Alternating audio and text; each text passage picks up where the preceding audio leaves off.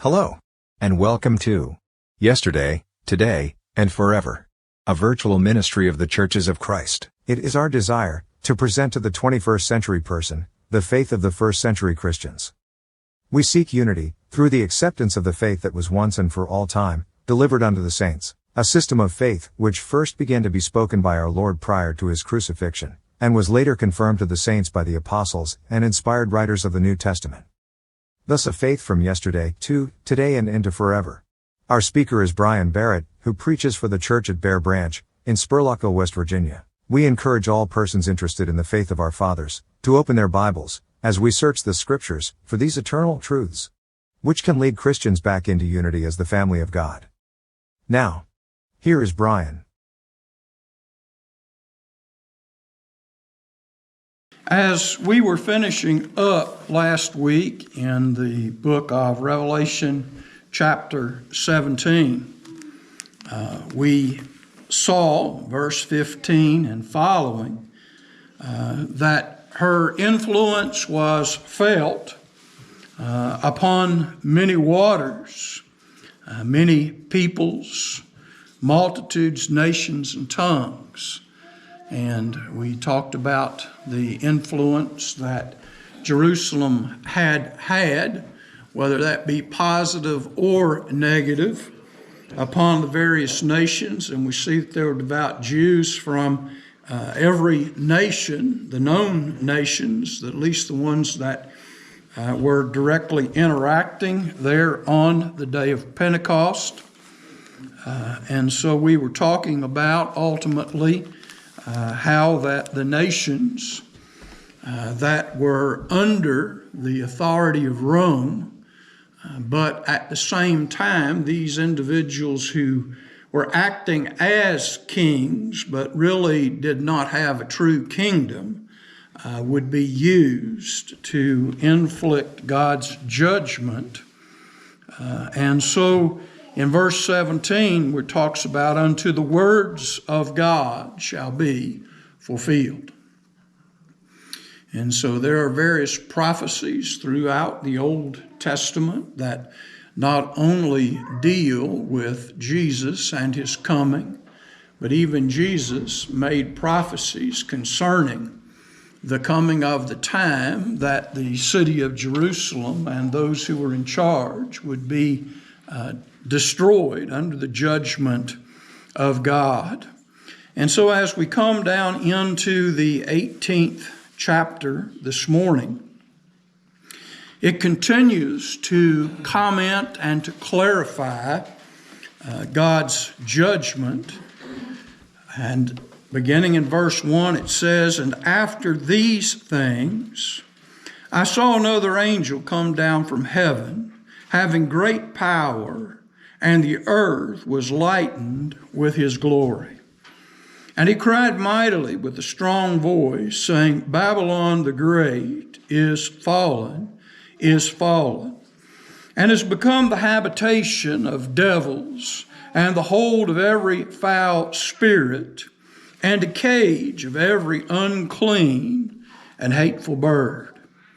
For all nations have drunk of the wine of the wrath of her fornication, and the kings of the earth have committed fornication with her, and the merchants of the earth are waxed rich through the abundance of her delicacies. And I heard another voice from heaven saying, Come out of her, my people, and be not partakers of her sins, and that you receive not of her plagues. For her sins have reached unto heaven. God hath remembered her iniquities. Reward her even as she rewarded you, and double unto her double according to her works, in the cup which she hath filled to her double. How much she hath glorified herself and lived deliciously, so much torment and sorrow give her. For she saith in her heart, I sat a queen and am no widow, and shall see no sorrow. Therefore shall her plagues come in one day, death, mourning, famine, She shall be utterly burned with fire, for strong is the Lord God who judgeth her. And the kings of the earth who've committed fornication and lived deliciously with her shall bewail her and lament for her when they shall see the smoke of her burning, standing afar off for the fear of her torment, saying, Alas, alas, that great city Babylon, that mighty city, for in 1 hour is thy judgment come. And the merchants of the earth shall weep and mourn over her, for no man buyeth their merchandise any more. The merchandise of gold and silver and precious stones and of pearls, fine linen, purple and silk and scarlet and all fine wood, and all manner vessels of ivory and all manner vessels, most precious wood and of brass, iron and marble, and cinnamon and odors and ointments and frankincense and wine and oil and fine flour and wheat and beasts and sheep and horses and chariots, slaves and souls of men. And the fruits that thy soul lusted after are departed from thee, and all things which were dainty and goodly are departed from thee, and thou shalt find them no more at all. Again, I'm going to stop there. I don't know.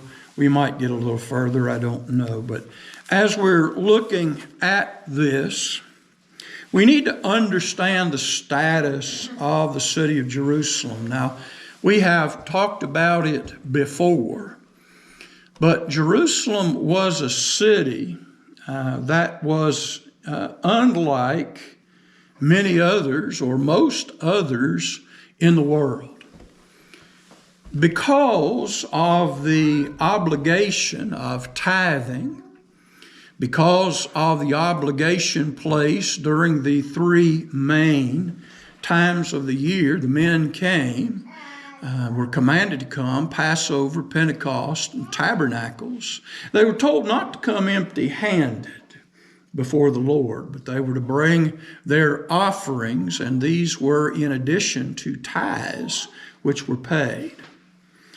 Can you imagine what it would be like? Can you imagine what the politicians of Lincoln County would be like if there was a constant caravan of people going up to the courthouse, dumping gold and silver and writing checks and just, basically, dropping it everywhere, just piling up stacks of money all over the place? I mean, can you imagine what that would be like?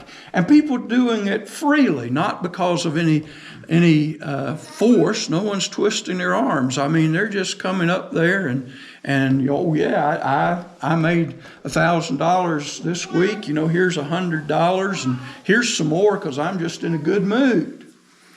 Can you imagine, them buying uniforms for all of the police officers, all the deputy sheriffs, buying suits for the judge and robes and all those things? I mean, they just keep heaping stuff on.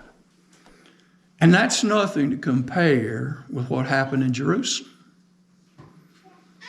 Jerusalem was a place where people freely came, freely gave, and much like today, they not only gave their tithes, and they not only made offerings, but they did things like memorial gifts, in honor of my mother, in honor of my father, in honor of my this, that, and the other. There's a door, let's plate that thing in gold. Here's a silver chest, that would look good right over here. And people just kept bringing and bringing and bringing. When you read from the history of the life and times of Jesus, and especially when it comes to the area of the temple, when it talks about fine linens, the priests were dressed in pure white linens. And there were 24 courses of priests that came to minister a week, twice a year. And so they had so many priests, they didn't even need them all there. You just had a responsibility as a Levite to show up 2 weeks, and those weren't even back to back necessarily. But the interesting thing is that there was so much given that the priests never washed their garments. It said they never wore the same garments twice. They wore the garments and then they were shredded and they were braided into wicks to be used in the candle, the menorah and all in the temple, cleaning rags, whatever they needed. But people kept bringing and bringing and bringing gifts of fine linen garments so that the priests could be arrayed in a manner fitting of God. And as we said before, we can start with a brass door and then we'll put silver on it and then we'll coat it over in gold, and it just keeps coming. People keep coming and coming and coming with these types of gifts: diamonds, rubies, emeralds, jewels. If you can't use it in the temple, sell it and take the money and do whatever you see fit. The Sanhedrin, the council there in Jerusalem, they received so much money that, again, they assumed a lot of the responsibility for the maintenance of the roads and bridges and things that were there in the Holy Land. They had so much that not only did they take care of the temple complex and the city of Jerusalem, they assisted the Romans, so to speak, in keeping the roads up. I mean, after all these people are coming in here and they're bringing all these things. We need good roads. And so, again, it's just hard for us to understand how much stuff these people brought. And, some of the lists that we have here: wheat.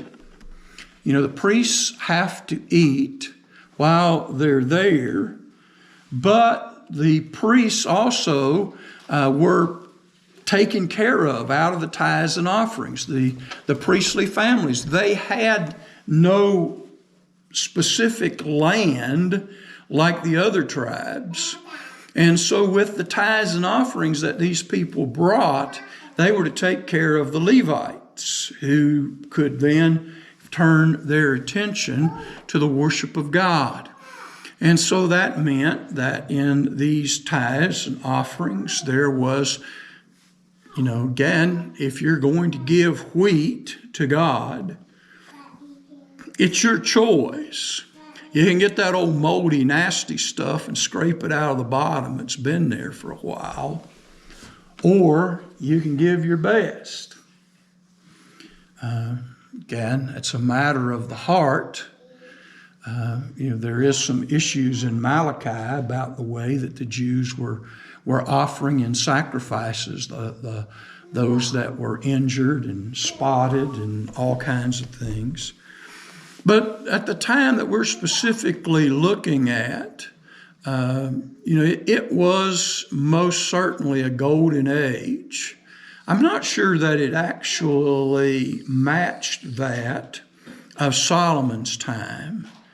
But, if we were going to combine or think about two very golden times in Israel, one would have been under the reign of Solomon, where, silver was as plenteous as stones. The temple complex, I'm sure that we've all seen that was there. There was a temple that was built back from the rubble and ruins of the Babylonian captivity. And that temple stayed there until Herod the Great. And Herod wanted to do something to solidify his relationship with the Jews. Politicians do this all the time. I want your vote. I want you to like me. So here's a road. Here's a bridge. Here's this after-school program. I got that financed for you. And, of course, they always come to the ribbon-cutting ceremonies and carrying this check. It looks as, huge, big check and all that stuff. Well, Herod wasn't any different than the politicians of today. And so he wanted to do something to impress the Jews, to kind of lock down, their relationship. And so he proposed that he wanted to tear down the temple that was rebuilt after Solomon's. And he wanted to replace it with a bigger, nicer, greater temple. Now, again, if you've looked at history, Herod was, one of those people that you got to be careful with him, because when he's shaking your hand, he may have a knife underneath his cloak getting ready to stab you. So you're never real sure what Herod was up to. And the Jews were kind of afraid if they let Herod tear the temple down, that he would use it for something else. Or he wouldn't rebuild the temple, and it was just kind of an excuse to get rid of the Jews' temple. And so the agreement that they kind of worked out was that Herod had to get all the materials, or at least most of the materials, for the construction of the new temple before the old one could be destroyed. And so, again, they agreed to that, and Herod began to have things shipped in. Herod didn't do anything. If he was going to rebuild this building, if something happened and he said, that's an old building, let me fix that for you. Herod wouldn't just build this building back.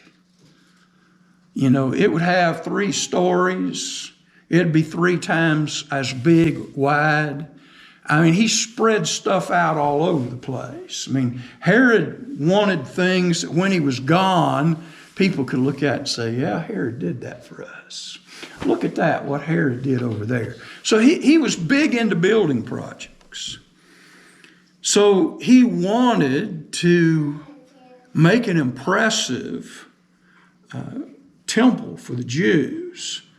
The only problem was there wasn't enough room to build what he wanted to build. The mountain wasn't big enough. There wasn't a flat enough place for what Herod wanted to construct. So Herod started building his own mountain. And that's what you see there in the vicinity today. All that big stone masonry work. And underneath that are all kinds of arches and things that he used to build literally this huge stone mountain upon which he could put the temple. And of course, when Jesus was on earth, they said, when Jesus said, if you'll tear down this temple, I'll build it back in 3 days. And we're familiar with that statement that he made. He was in reference to the body, his body, not the literal temple. But one of the statements they made is, you're going to build this back in 3 days. This temple was 40 years. I hear that? 40 years in the making. Not only that, but if you look at some of the history, it had been in the making for 40 years, but they continued to build on that temple because of all the things people brought. Herod did his part, and he created the mountain for them to build on. He built the base, the body of the temple, but then on top of that, the Jews started silver plating, gold plating. Let's stick a few diamonds here, a few rubies, a few emeralds. You know, that door would look really good if you did this, that, or the other. You know, that, and it's just like they stuck stuff everywhere. And this is part of the reason that when Titus, technically Titus's men, when they finally broke through to where the temple was, there was so much there. And of course, it was gold plated and all, so they set the temple on fire to melt the gold and stuff. But what happened was that when they were trying to do that, the gold ran down through the cracks in the stone underneath the temple. So they had to tear the building down to get underneath there to pick up the blocks and all to get the gold. But they wanted all of that so bad, even though Titus would probably himself tried to spare the temple, seeing how the Romans, again, they weren't really big on usually tearing down temples. They pretty much let people worship however they wanted. But it's said historically that Titus's men saw the wealth and the treasure. There was no way. They were literally out of control. He couldn't constrain them or talk to them so as to, you know, hey, you know, I'm just retiring. You know, I'm going to get me a bunch of this gold, silver, diamonds, emeralds. I'm going to get this. I'm going to get a chunk of this stuff. You ain't even going to see me again. I mean, this was their retirement kind of dream. And the reason that all of that could exist, ivory, marble, silver, gold. Again, it had to be bought somewhere. You know, either you went and mined it yourself or you had to buy it. I don't know about you, but I don't have a gold mine under my house. So if I wanted to give gold and silver, I'm going to have to go to a goldsmith, silversmith. I'm going to have to go somewhere, a jeweler, somebody that sells bullion, and I'm going to have to take that in order to donate that for whatever purpose or reason. Now, that's just the temple. And again, the priests that were there, they had to eat, so people brought food. They had to take stuff home to take care of themselves. We have all that. There was the morning prayers and the evening prayers and the night prayer, different prayers that were offered through the days and different occasions. And all of that required the burning of incense. They took the coals off the altar, the sacrificial altar, the burnt offering. They took coals from there, put it on the altar of incense, and every time that the people were there praying, there were priests in there putting incense on the altar. And that incense required a constant flow of cinnamon, frankincense, myrrhs, all types of scented fragrances that were mixed and used. Probably there was various oils and things that the priests used to, when they washed their feet, to anoint themselves with oil in the service and work there in the temple. So it's just hard for us to imagine the volume of stuff that came in there. And not only that, but in those three main festivals, tens of thousands, if not hundreds of thousands of people came to Jerusalem and the area to spend time there during the festival. You suppose they packed a lunch? You got to feed these people. These people need bread, they need all the trimmings and fixings. And so just for these 3 festivals, all of the food, and though the men were required to come to these festivals, the women and the children were also allowed to come if they chose. And we're talking about all of Israel. And so these people needed a place to stay. They needed food to drink. They needed all that stuff. Now, even if they were staying with their in-laws, if they didn't need to rent a place, if they were staying with their cousins, mom, dad, whatever, what you got to do? You got to eat. Where are you going to get that? I mean, just pull it out thin air. So again, the grocers, the merchants, all that were there in the city had to supply all that was necessary. And then on top of that, in Jesus' day, we see that there were the money changers, and that required, again, having all these different coins and things that were there to take the Roman coins and coins that they couldn't give the temple and exchange that for stuff. So the money changers were making money in these events. And then there were those that sold doves. You know, if you couldn't afford to offer a lamb or an ox, again, you could offer doves. And there's a discussion about all this in the first chapter or so of Leviticus. So we got all these people selling doves and lambs and all this stuff, both for food, but also, again, during the Passover, you definitely got to have a lamb, right?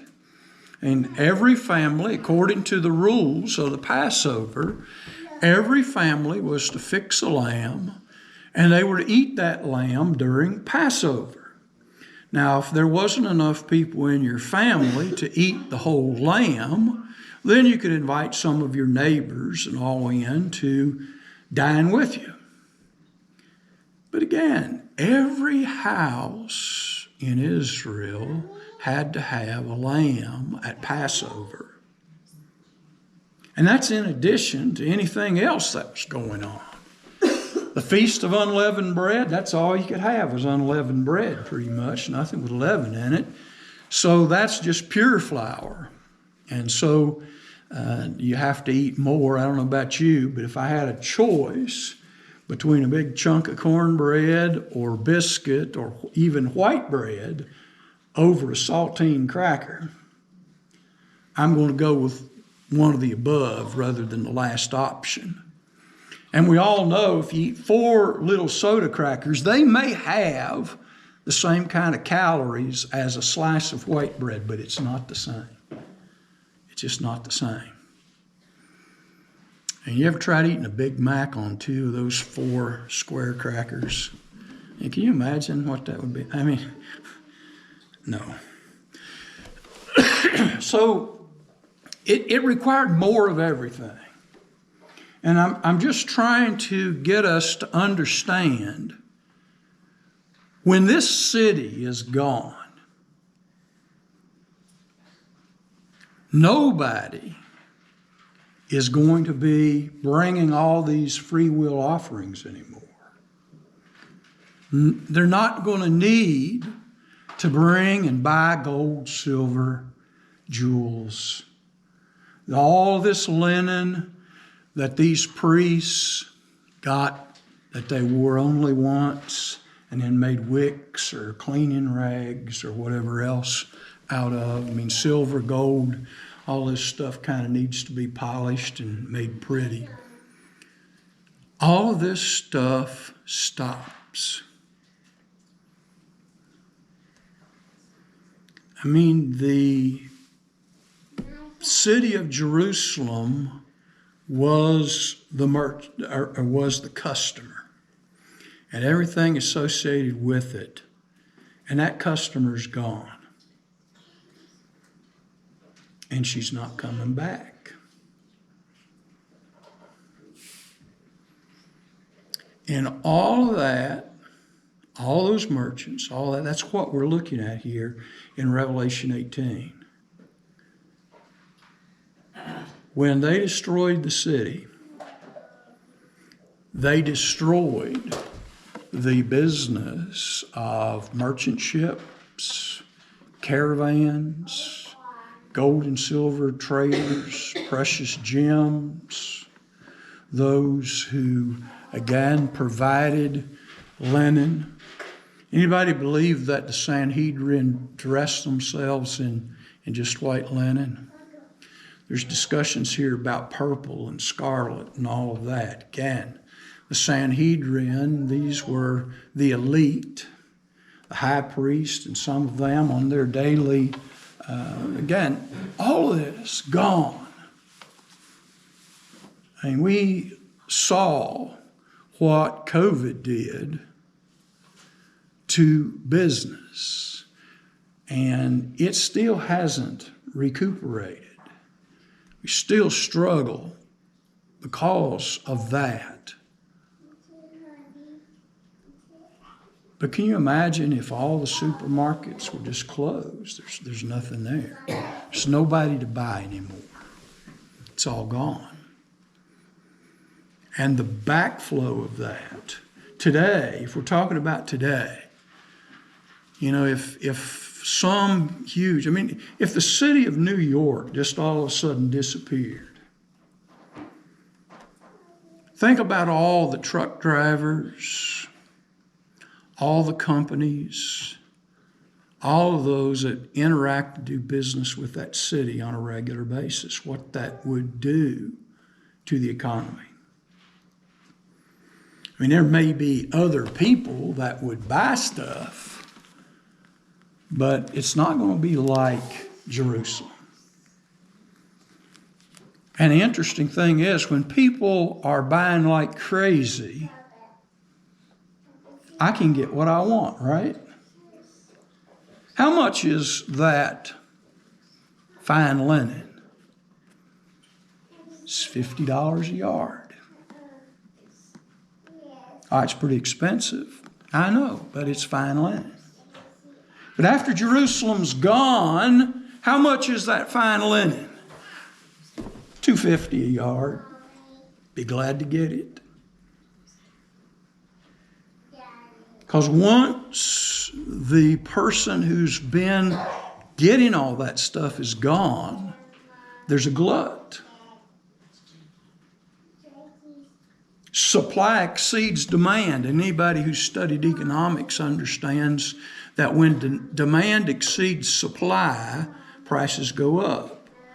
When supply exceeds demand, prices go down. Well, again, there's a backflow. I saw, and again, I'm just trying to get us to understand this. I saw a thing, some of you may have seen it on Facebook.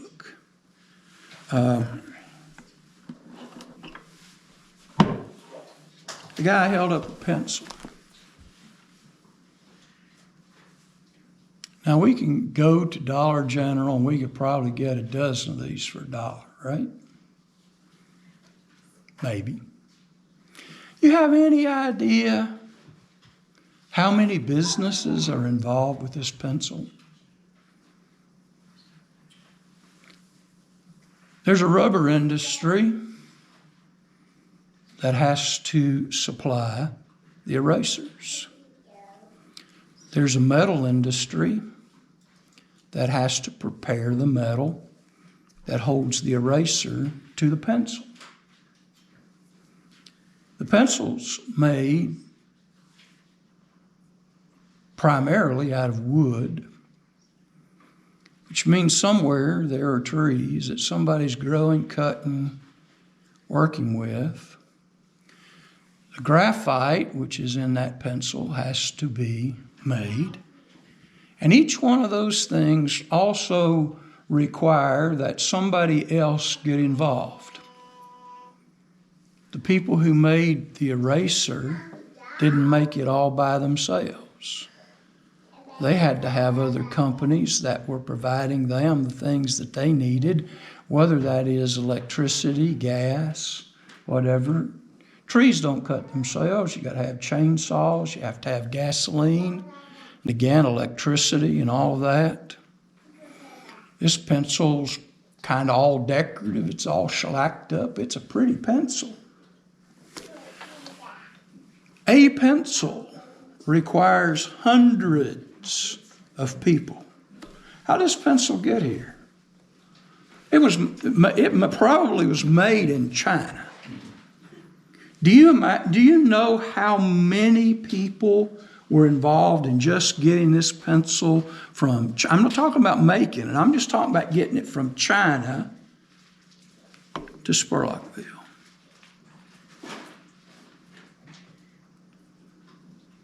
When we interrupt one thing, even if it's a small thing, I mean, I'm sure that the pencil industry has suffered because most people don't use pencils anymore.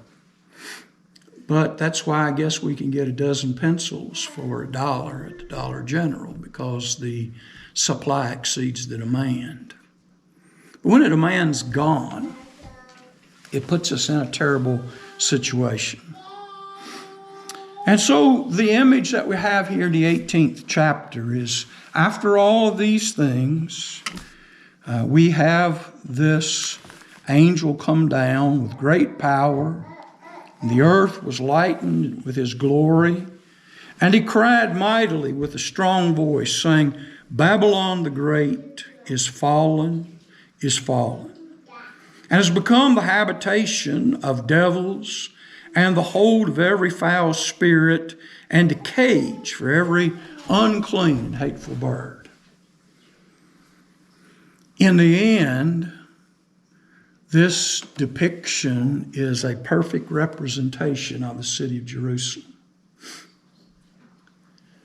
You know, we have a couple birds at home, and they're in a cage. On most good days, they can't get out. Now, we've got a cockatoo that's like Houdini. I don't care what you do, he's going to figure it out. He sits and watches so he can figure it out. But nonetheless, cage is intended to keep them in, and there's no escape. The city of Jerusalem, surrounded by the Roman armies, in their final rebellion against God and Rome, were like birds in a cage. There's nowhere to go. And it was the holding place. And this gives us a description of what it was like.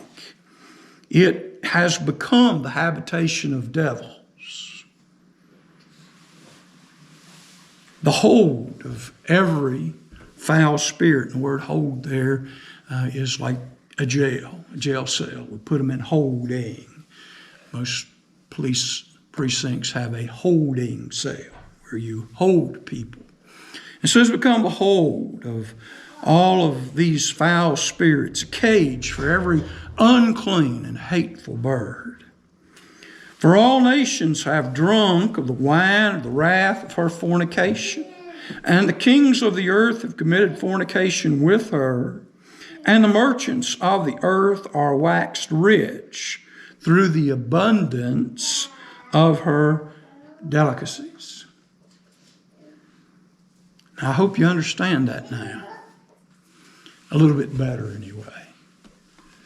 The interaction of the kings and nations of the earth, and why it is that they were a little more tolerant of Jerusalem and Israel in those days, because they buy a lot of stuff.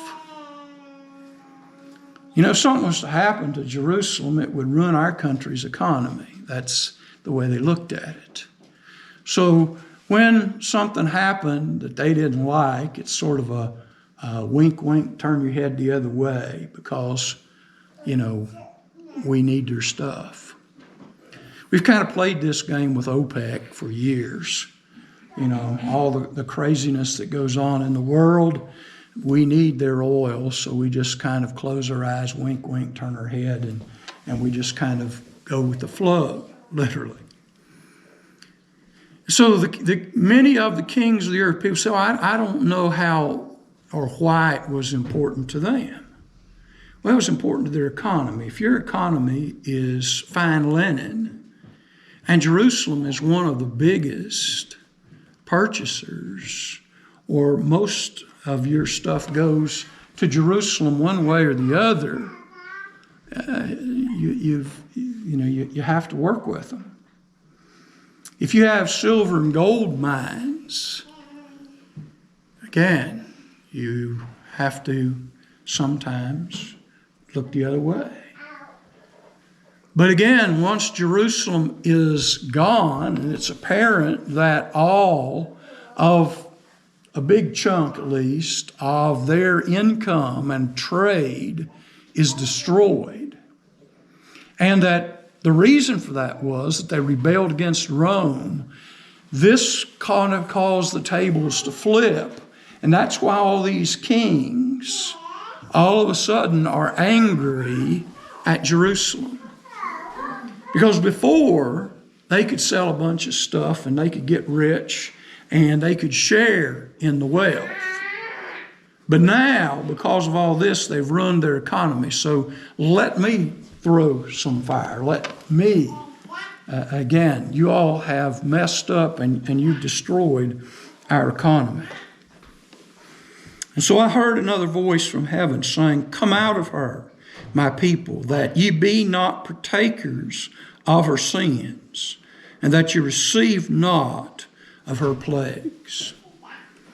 And this is what Jesus was talking about in Matthew 24, 16 to 21. So when Jesus said, when you see these things that I'm telling you about come to pass, if you're in Jerusalem, flee, get out. If you're plowing, don't even go back to get your coat. Get out of there, because you're at the point that it's too late. And so this is a call. Remember, these are things which must shortly come to pass. And so we have this call in verse 4. Come out of her. You know, Jesus told you that these things were going to happen in Judea. He told you that.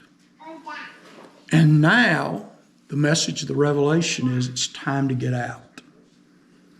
You can either get caught in the cage and pay the price with all the others, or you can flee and you can get out. And so again, what we read historically, most of the Christians had long gone before the city of Jerusalem ultimately was brought to destruction. Why not make this the day that you and your family seek out the Church of Christ in your community?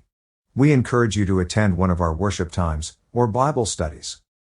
God's grace, truth, and salvation is truly worth finding and knowing. May God bless and keep you as we walk together in His truth. And remember, as always, the Churches of Christ salute you. Our new programs are posted to Facebook and YouTube on Thursday afternoon, and they should be available for viewing by 7 p.m. We also encourage our viewers to visit our website at www.thechurchesofchrist.life. We ask that you like us on Facebook and share our programs.